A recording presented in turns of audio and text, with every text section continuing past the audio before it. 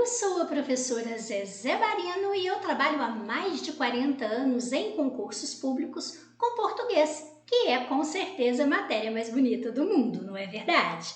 Bem, você viu que nós teremos um concurso para a Universidade Federal da Paraíba? Vamos conversar um pouquinho sobre o edital? Vamos fazer questão da banca IBFC? Então acompanhe comigo, por favor.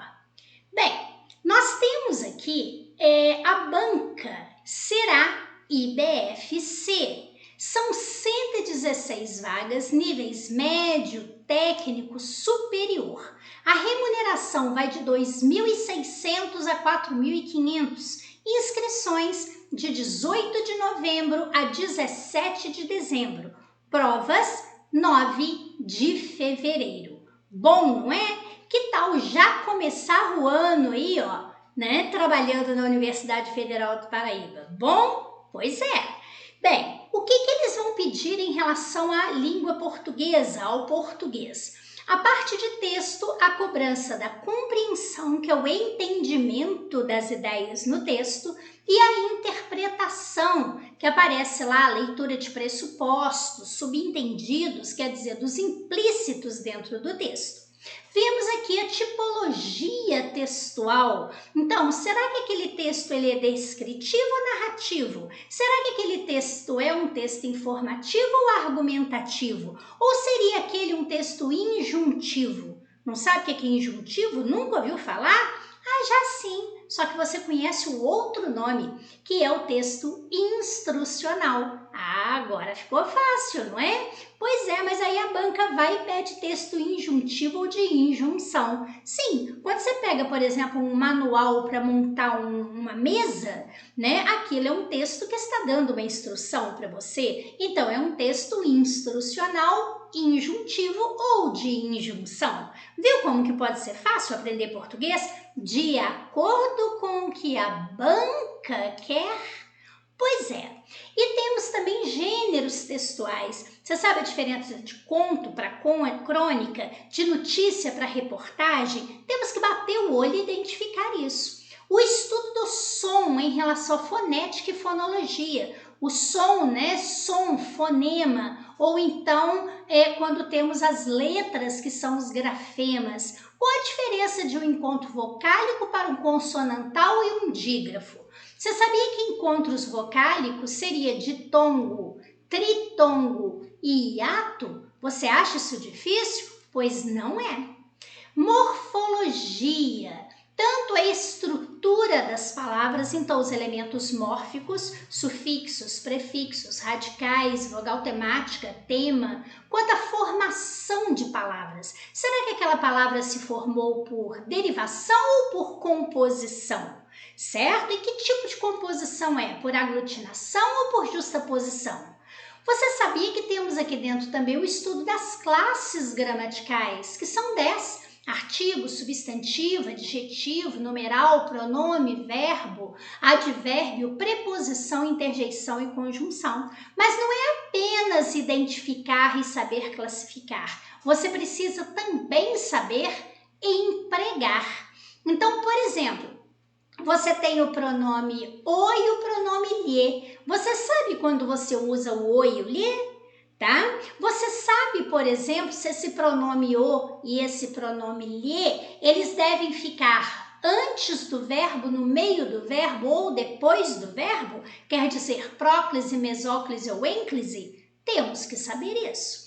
Veja que aparece também a sintaxe, então considerando aqui os termos da oração, então temos o caso de, por exemplo, trabalhar a questão da classificação do sujeito, a diferença de objeto indireto para complemento nominal e adjunta de nominal. Às vezes isso é impossível a gente acertar? Claro que não! Tem uma dica tão rápida, como também tem uma dica rápida para você identificar cada tipo de oração, sabia?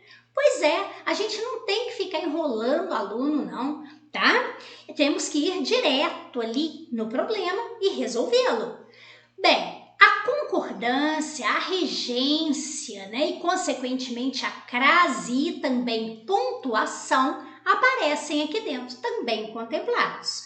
Veja que temos a semântica, que é o estudo do sentido, né, da palavra. Então, o estudo de sinônimos, antônimos, parônimos e homônimos, né? Parônimo, por exemplo, ratificar, retificar, infligir, infringir.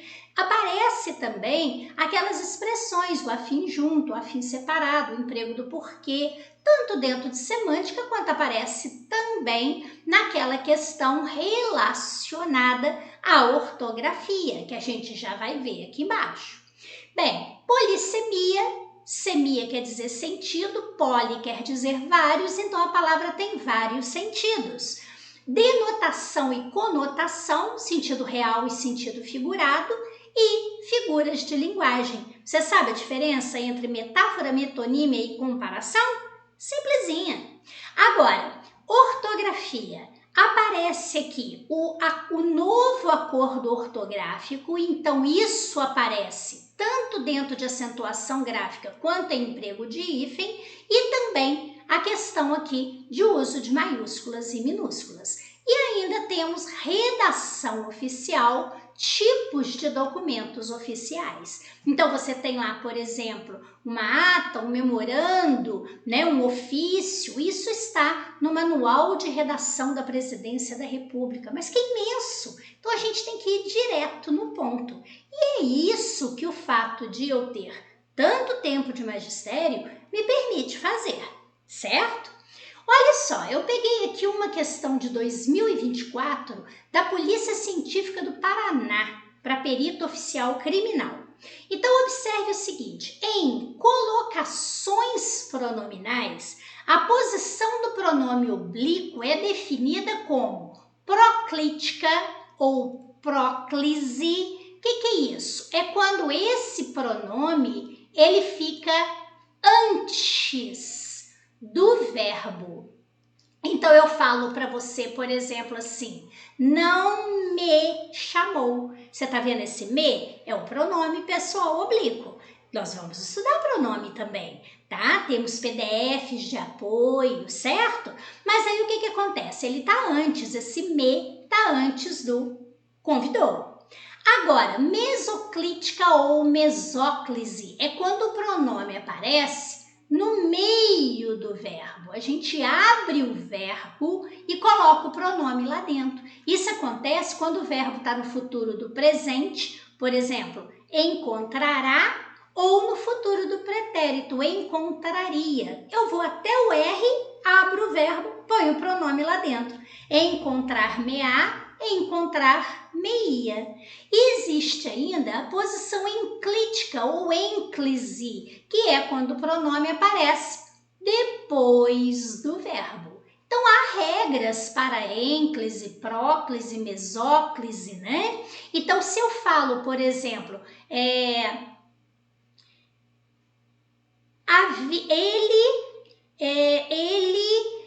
encontrou-me. Tá vendo? Encontrou é o verbo e o me é o pronome, então ele está depois do verbo. Ótimo! Veja só, analise o fragmento. É preciso ter certas habilidades e aptidões responsáveis por torná-lo. A primeira coisa que você vai ver é que tornar é o verbo. E esse lo que aparece aqui é o pronome. Então, o pronome está depois do verbo. Não é verdade? Se o pronome está depois do verbo, isso é um caso de ênclise, ou seja, de posição enclítica. Só de você olhar isso, você já eliminou 3.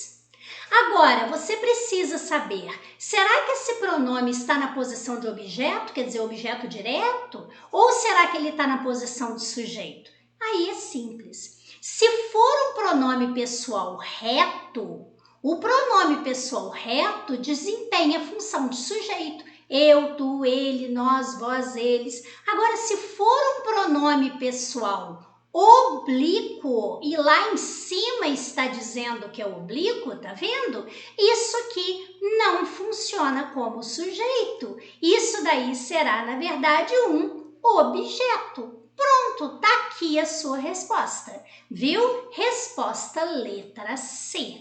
Tá vendo? Foi considerado uma questão dificílima, mas o que você tinha que saber?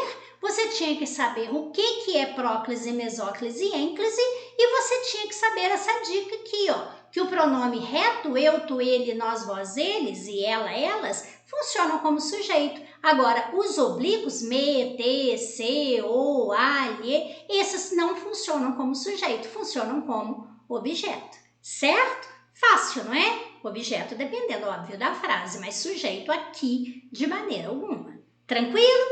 Bem, eu convido você a conhecer esse meu curso de português em questões comentadas. Então, não é ficar pegando uma gramática, ou ficar pegando um livro, ou ficar pegando uma apostila e ficar decorando aquilo. Isso não vai ajudar você em nada. Você ainda tem que fazer exercício da banca para você poder conhecer. Então, é por isso que eu tenho esse meu curso de português em questões comentadas. Nós vamos fazer 150 questões. Imagine, se em uma você já aprendeu uma dica tão boa, imagine em 150. Pois é, você vai fazer lá uma primeira prova da banca que é apresentada, você vai corrigir e em seguida você vai assistir ao meu vídeo. E lá no meu vídeo eu faço como eu fiz essa questão aí, explicando para você cada questão, uma por uma, letra por letra e ainda mostrando onde eles podem tentar pegar você, tá? Então, é uma maneira muito boa de você estudar português para esse concurso da Universidade Federal da Paraíba. Lembre-se que português é com certeza uma das matérias que mais reprovam em concurso público, não é? Eu peço a você também para que conheça o curso de informática. Se no seu cargo pede informática, veja o curso do professor Paulo França. Você vai fechar a prova de informática. Veja que você pode fazer cursos com muita qualidade, com professores muito experientes e por um precinho muito humano, tá certo? Eu espero você para que a gente possa ajudá-lo a passar nesse concurso. Muito obrigada, fique com Deus, paz e luz para você.